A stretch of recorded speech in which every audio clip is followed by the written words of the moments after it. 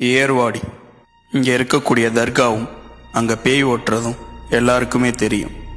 அதையும் தாண்டி இங்கே இருக்கக்கூடிய மர்மம் யாருக்கும் தெரியாது. ஜின்கள் ராமநாதபுரம் மாவட்டத்தை சேர்ந்தது தான் இந்த ஏர்வாடி. இங்கே இருக்கக்கூடிய தர்காவுக்கு வெளியே நிறைய பழைய மரங்கள் இருக்குமா. அந்த மரங்களில் இரும்பு சங்கிலிகள் கட்டப்பட்டு இருக்குமா. ஜின் உடம்புல ஏறினவங்களை அங்கே உட்கார வைக்கும்போது அந்த ஜின்கள் பேச ஆரம்பிக்குமா. அந்த சங்கிலிகள் மனுஷங்களை கட்டி போடுறது கிடையாது, அந்த ஜின்களை ஓட விடாமல் பார்த்துக்கிறதுக்கா. இந்த ஏர்வாடி பகுதிகளில் இரவு நேரத்தில் நீங்கள் தனியாக போகும்போது உங்களுக்கு பின்னாடி ஏதோ ஒரு உருவம் வருமா. உங்கள் காது பக்கத்தில் அத்தர் வாசனை வந்துச்சுன்னா உங்கள் பின்னாடியே ஒரு ஜின் நின்று உங்களை ரசிச்சுக்கிட்டு இருக்கதா அர்த்தம். அதையும் தாண்டி நீங்கள் தனியாக போகும்போது உங்கள் பேரை சொல்லி யாரோ உங்களுக்கு பின்னாடி இருந்து கூப்பிடுவாங்களாம். திரும்பி பார்த்தா அங்கே யாருமே இருக்க மாட்டாங்களாம். இந்த ஜின்கள் மனித உருவம் எடுக்கிற அளவுக்கு சக்தி கொண்டதான்.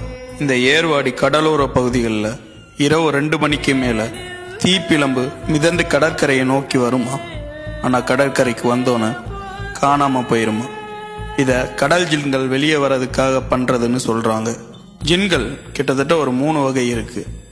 மாரித், இஃப்ரீத், குல். இந்த 3 ஒவ்வொரு அம்சத்தை கொண்டிருக்கும். மாரித் இதுதான் கடலுக்குள்ளே இருக்கக்கூடிய ரொம்ப சக்தி வாய்ந்த ஜின்னுன்னு சொல்கிறாங்க.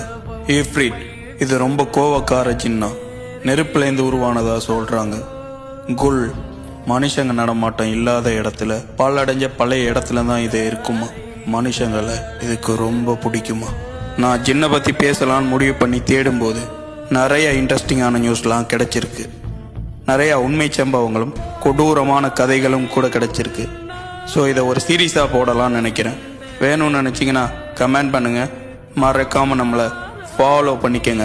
அண்டு சேம் டைம் நம்ம வீடியோவை இப்போ நீங்கள் ஒரு இருட்டு ரூம்லேருந்து தனியாக பார்த்துக்கிட்டு இருந்தீங்கன்னா உங்கள் பின்னாடி ஒரு ஜின்னு உங்களோட சேர்ந்து நம்ம வீடியோ பார்க்குறதுக்கான வாய்ப்புகள் இருக்குது.